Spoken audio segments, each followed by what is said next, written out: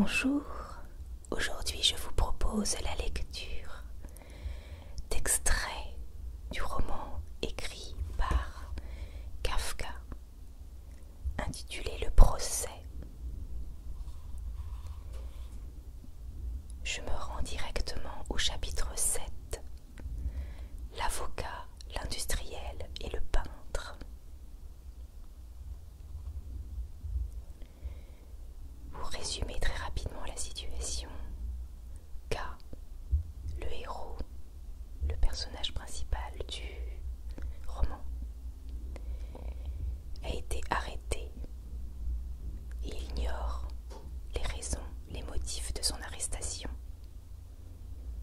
Un avocat est là pour le défendre dans cette situation judiciaire très particulière. Un jour d'hiver, la neige tombait dans une lumière grisâtre. K se tenait à son bureau. Il était déjà extrêmement fatigué, malgré l'heure matinale. Pour se délivrer des petits employés, il avait dit au domestique, sous prétexte d'un gros ouvrage, de ne laisser rentrer personne. Mais au lieu de travailler, il se retournait sur son siège et remuait les objets de sa table. Finalement, il allongea machinalement son bras sur le bureau et resta là, sans mouvement, la tête basse. L'idée de son procès ne le lâchait plus. Il s'était déjà demandé souvent s'il ne serait pas bon de préparer un rapport écrit pour sa défense et de l'envoyer au tribunal. Il y aurait exposé brièvement son existence en expliquant, à propos de tous les événements un peu importants qui lui étaient arrivés, les motifs qu'il avait eus d'agir comme il l'avait fait, et en jugeant ensuite ses motifs suivant ses opinions présentes. Il le donnait pour terminer les raisons de ce dernier jugement. Un tel rapport lui paraissait bien supérieur à la méthode de défense des avocats, qui n'étaient d'ailleurs pas des gens irréprochables. K ne savait pas en effet ce que l'avocat entreprenait. Ce n'était sûrement pas grand-chose. Il y avait déjà plus d'un mois que son défenseur avait cessé de le convoquer. Et il n'avait d'ailleurs jamais eu l'impression, à nulle des consultations précédentes, que cet homme pût beaucoup pour lui. Maître Hulde ne lui avait presque rien demandé. Il y avait cependant tant de questions à poser. Ces questions, c'était l'essentiel. K sentait lui-même tout ce qu'il eût été nécessaire de demander. Mais l'avocat, au lieu de questionner, se lançait dans de longs discours, ou bien restait sans rien dire en face de K, en se penchant légèrement sur sa table, sans doute à cause d'une certaine surdité, tiraillait une mèche de sa barbe et regardait les dessins du tapis. De temps à autre, il lui donnait quelques avertissements creux comme on fait avec les enfants. Discours aussi inutiles qu'ennuyeux que K se proposait de ne pas payer un centime au moment de l'addition. Quand l'avocat pensait l'avoir suffisamment humilié, il se mettait en général à le remonter un peu. Il avait, disait-il, gagné en tout ou en partie bien des procès de ce genre, qui, peut-être plus limpides, n'en paraissaient cependant pas moins désespérés. Il en avait la liste ici dans son tiroir, et il frappait n'importe où sur la table. Mais le secret professionnel l'empêchait malheureusement de montrer les dossiers. La grande expérience qu'il avait acquise au cours de tous ces débats n'en profiterait pas moins à K. Il s'était mis évidemment à l'œuvre sur le champ, et il avait déjà dressé la première requête.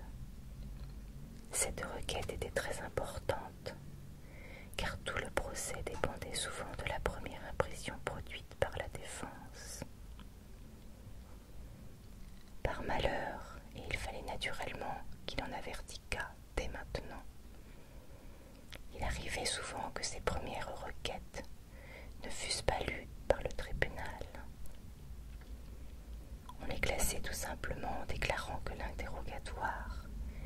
et la surveillance de l'accusé étaient provisoirement plus importants que tous les écrits.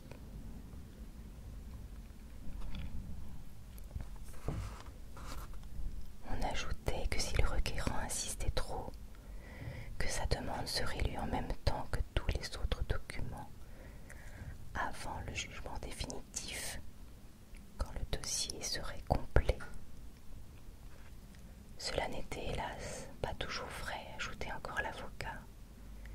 La première requête restait en général dans quelques tiroirs où on finissait par la perdre, et, même dans le cas où on la gardait jusqu'à la fin, on ne la lisait ordinairement pas, comme l'avocat l'avait appris, quoique, à vrai dire, par des bruits plus ou moins autorisés.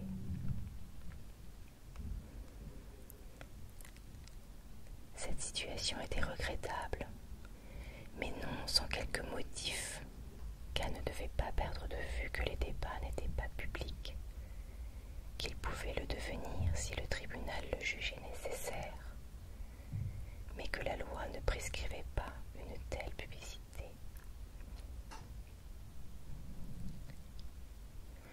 Aussi les dossiers de la justice, et principalement l'acte d'accusation, restait-il secret pour l'accusé et son avocat, ce qui empêchait en général de savoir à qui adresser la première requête. Il ne permettait pas au fond à cette requête de fournir d'éléments utiles que dans le cas d'un hasard heureux.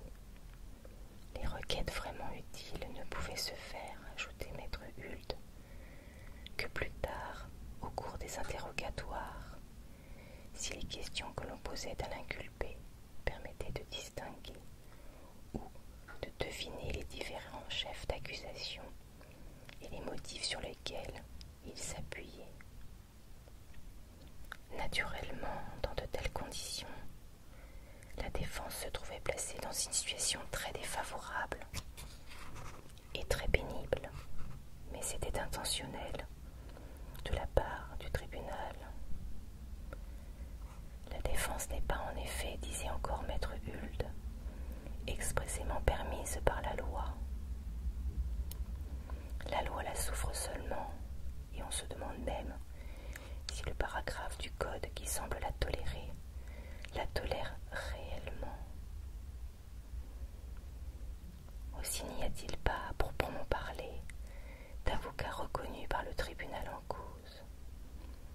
Tous ceux qui se présentent devant lui comme défenseurs ne sont en réalité que des avocats marrons.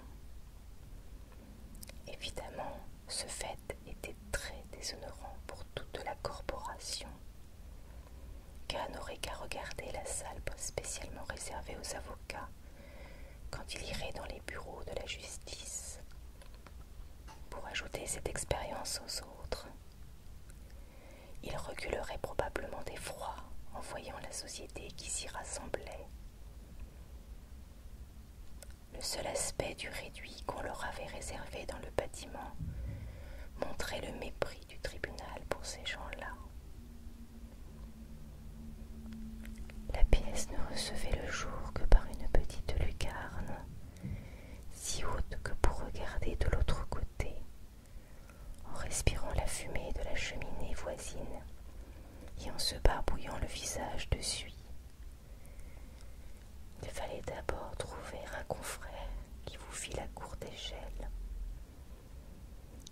Il y avait de plus, depuis plus d'1 an, dans le plancher de cette pièce, pour ne donner qu'une idée de son délabrement, un trou par lequel un homme ne pouvait peut-être pas passer, mais suffisamment grand tout de même pour qu'une jambe s'y enfournât complètement. Or, cette salle des avocats se trouvait au 2e étage du grenier. Si l'un de ces messieurs s'enfonçait dans le trou, sa jambe pendait donc au premier et au beau milieu du couloir où attendaient les inculpés. Les avocats n'exagéraient donc pas en déclarant cette situation franchement honteuse. Nulle réclamation l'accusation n'y faisait, et il leur était strictement interdit de rien modifier à leurs propres frais. La justice avait d'ailleurs ses raisons pour leur faire subir ce traitement. Elle chercha à éliminer le plus possible la défense. Elle voulait que l'accusé répondît lui-même de tout. Au fond, ce point de vue n'était pas mauvais, mais rien n'eût été plus erroné que d'en conclure que les avocats fussent inutiles à l'accusé devant ce tribunal. Bien au contraire, nulle part il ne pouvait lui être plus utile, car en général, les débats n'étaient pas seulement secrets pour le public, mais aussi pour l'accusé. Dans la mesure, naturellement, où le secret était possible, mais il l'était précisément dans une très large mesure. L'accusé ne possédait, en effet, nul droit de regard sur les dossiers, et il était très difficile de savoir, d'après les interrogatoires, ce qu'il pouvait y avoir dans ces dossiers, surtout pour l'accusé qui se trouvait intimidé et dont l'attention était distraite par toutes sortes de soucis. C'était là que la défense intervenait. Généralement, les avocats n'avaient pas le droit d'assister aux entrevues avec le juge d'instruction. Aussi devait-il interroger l'accusé le plus tôt possible, après son interrogatoire, et tâcher de démêler ce qu'il pouvait y avoir d'utile pour la défense dans ces rapports souvent très confus. Mais ce n'était pas là encore le plus important, car on ne pouvait apprendre grand-chose de cette façon, bien qu'à vrai dire, un homme compétent s'en tirera mieux qu'un autre ne l'eût fait. Le gros atout, c'était les relations personnelles de l'avocat. C'était en elles que se trouvait la principale valeur de la défense. K devait bien avoir constaté, d'après ses propres expériences, que l'organisation de la justice laissait à désirer dans les grades inférieurs, qu'on y trouvait des employés vénaux ou infidèles. L'enceinte présentait des brèches de ce côté. C'était à ces brèches que se pressait la majorité des avocats. C'était là qu'ils soudoyaient, qu'ils cherchaient, qu'ils espionnaient. Il s'était même produit, du moins dans le passé, des vols de documents. Il était indéniable que certains défenseurs atteignissent de cette façon des résultats momentanés, étonnamment favorables à l'accusé. C'était même de quoi profitaient tous ces petits avocaillons pour attirer de nouveaux clients. Mais de tels résultats n'avaient aucune influence, ou presque, sur l'évolution des débats. Seules données de relations personnelles avec d'importants fonctionnaires, pris dans les grades inférieurs évidemment, pouvaient avoir une vraie valeur. C'étaient les seuls qui influencent sur l'évolution du procès, imperceptiblement d'abord, mais de plus en plus nettement par la suite. Peu d'avocats réussissaient naturellement par cette voie. C'était là que le choix de cas se révélait particulièrement heureux. Il n'y avait, disait le docteur Huld, qu'un ou deux défenseurs qui puissent se vanter de relations comme les siennes. Cela ne s'inquiétait pas, bien sûr, des connaissances qu'on pouvait faire dans la salle des avocats. Ils n'avaient rien à voir avec ces gens. Leur relation n'en était que plus étroite avec les fonctionnaires de la justice. Il n'était même pas toujours nécessaire au docteur Huld d'aller attendre la problématique apparition des juges d'instruction dans les antichambres de ces messieurs pour essayer d'obtenir d'eux, avec plus ou moins de bonheur, un résultat presque toujours trompeur et soumis à leur fantaisie. Non, K avait pu constater que les fonctionnaires, et parfois des fonctionnaires de haut rang venaient le renseigner d'eux-mêmes, ouvertement, ou tout au moins d'une façon facilement interprétable, et discuter avec lui de l'évolution prochaine des débats. Dans certains cas, ils se laissaient même convaincre et adoptaient parfois l'opinion qu'on leur soufflait. Évidemment, il ne fallait pas trop y fier, si catégoriquement qu'ils exprimassent leur revirement et leur faveur pour la défense. Ils rentraient peut-être immédiatement dans leur bureau donné pour les débats du lendemain, des directives toutes différentes, et peut-être encore plus sévères pour l'accusé que ne l'était le premier point de vue dont il prétendait s'être complètement défait. C'était une chose contre laquelle on ne pouvait rien, car les assurances qu'il vous avait été données sans témoin restaient précisément sans témoin et n'auraient pu leur imposer aucune obligation, même si la défense n'eût pas été contrainte de travailler à garder leur faveur. Il fallait dire aussi que lorsque ces messieurs se mettaient en rapport avec les défenseurs, quand ils avaient affaire à des gens compétents, ce n'était pas uniquement par amitié ou par philanthropie, mais parce qu'à certains égards, ils dépendaient des avocats.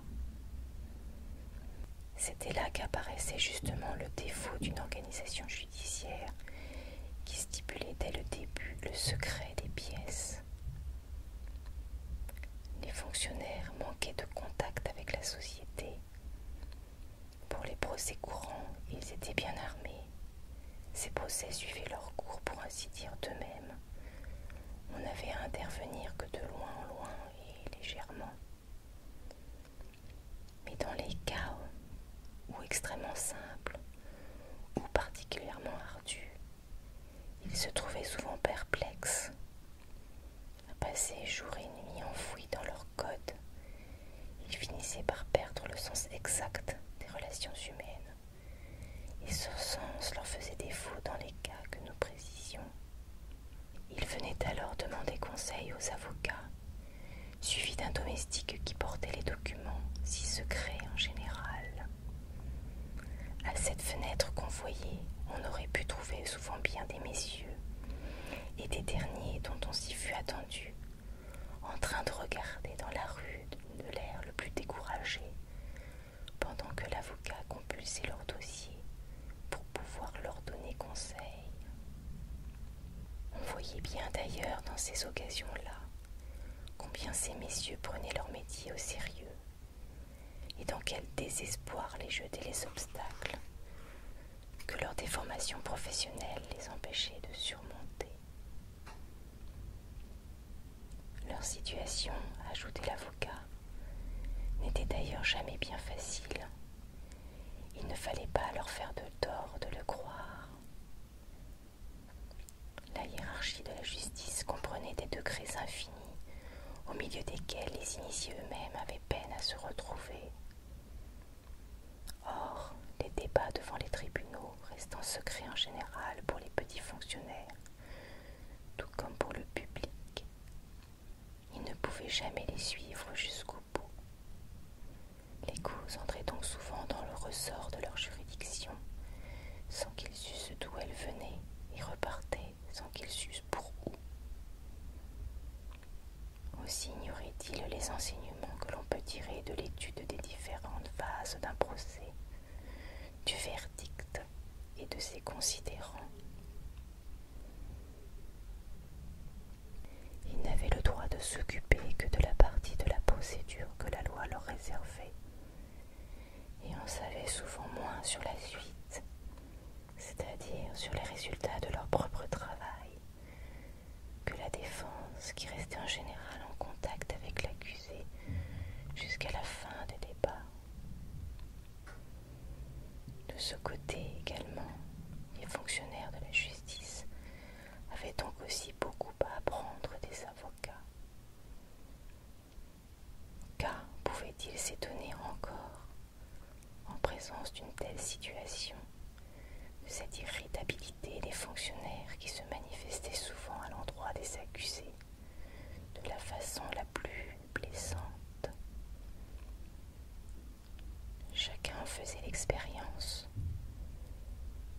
fonctionnaire était en état d'irritation, même quand il semblait serein.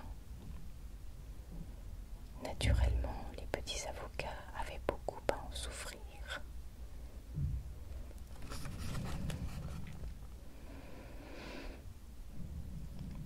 La seule méthode raisonnable était, disait le docteur Hult, de s'accommoder de la situation telle qu'elle était.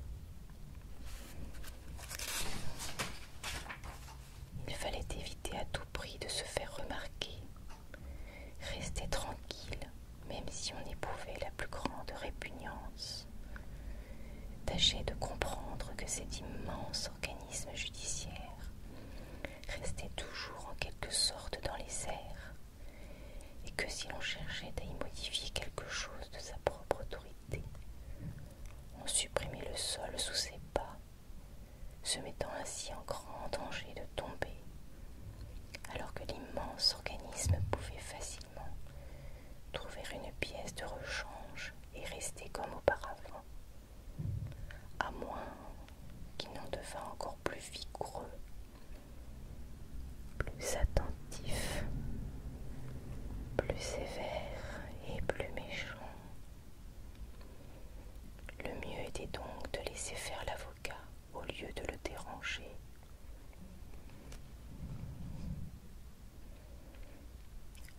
Ces accès de scepticisme menaçaient surtout les avocats quand on leur retirait des mains un procès qu'ils avaient déjà mené assez loin et qui leur donnait entière satisfaction. C'était sans doute la pire des choses qui pût arriver à un défenseur. Ce malheur ne se produisait jamais par la faute de l'accusé. Un accusé qui avait choisi un avocat était forcé de le conserver, quoi qu'il advînt.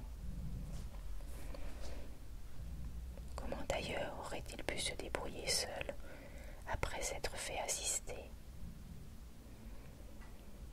Cela n'arrivait donc jamais, mais il arrivait quelquefois que la procédure prit une direction dans laquelle l'avocat n'avait plus le droit de la suivre. On lui retirait à la fois le procès, l'accusé et tout. Les plus utiles relations ne servaient plus à rien, car les fonctionnaires eux-mêmes étaient tenus dans l'ignorance. Le procès venait d'entrer dans une phase où on n'avait plus le droit d'aider, où il se trouvait entre les mains de cours de justice inaccessibles et où l'avocat ne pouvait plus voir l'inculpé. Un beau jour, en arrivant chez soi, on découvrait sur sa table toutes les requêtes qu'on avait rédigées avec tant de zèle et d'espoir.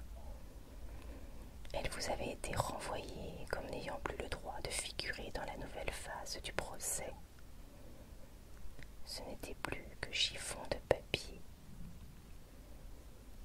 Cela ne signifiait d'ailleurs pas que le procès fût encore perdu. Il n'y avait du moins aucune raison impérieuse d'admettre cette hypothèse. Il se trouvait simplement qu'on ne savait plus rien du procès et qu'on n'en saurait jamais plus rien. De tels cas ne représentaient heureusement que des exceptions. Et même si le procès de cas devait entrer dans cette voie, il était loin pour le moment d'une telle phase et laissait encore largement à faire à l'avocat. K pouvait être bien sûr que l'occasion ne serait pas perdue. La requête, comme on l'avait dit, n'était pas encore envoyée, mais cela n'était pas urgent. Il était beaucoup plus important, pour le moment, d'établir les premiers contacts avec les fonctionnaires utiles, et la chose était déjà faite, avec des succès différents, il fallait l'avouer franchement. Il valait mieux provisoirement ne pas révéler de détails qui ne pouvaient influencer K, que dans un sens défavorable, en lui donnant trop d'espoir ou de crainte. Qu'il lui suffit de savoir que certains fonctionnaires avaient fait preuve du plus grand empressement et s'étaient prononcés de manière très favorable, alors que d'autres montré moins favorables, mais n'avaient pas refusé leur aide. Au total, le résultat était donc très satisfaisant, mais il ne fallait pas en tirer de conclusion, car toutes les négociations préliminaires commençaient de la même façon, et ce n'était que par la suite des débats qu'on pouvait voir si elles avaient servi. En tout cas, rien n'était perdu, et si l'on pouvait réussir malgré tout à gagner le chef de bureau, diverses démarches avaient déjà été entreprises dans ce sens. La plaie serait nette, comme disent les chirurgiens, et on pourrait attendre la suite avec confiance. Quand il s'était lancé dans ce genre de discours, l'avocat ne tarissait plus. Il recommençait à chaque visite. Il y avait toujours des progrès, mais jamais on n'avait le droit de dire en quoi ces progrès consistaient. On ne cessait de travailler à la première requête, mais elle n'était jamais finie. Ce qui s'avérait d'excellent dès la consultation suivante, car le moment, chose qu'on n'avait pas pu prévoir, aurait été très mal choisi pour l'envoi de ce document. Sika, épuisé de discours, faisait parfois remarquer que l'affaire n'avançait guère, même en tenant compte de toutes les difficultés.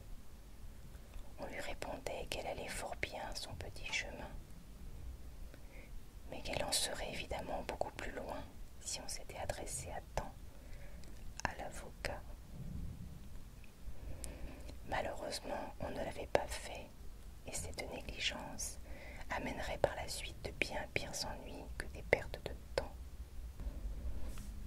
Il se pouvait fort bien que l'avocat d'Ivray, quoiqu'il cherchât évidemment à se donner le premier rôle, et qu'il n'eût jamais eu à s'occuper d'un procès aussi important que lui semblait celui de K. Mais ces relations qu'il faisait toujours valoir avaient un air réellement suspect.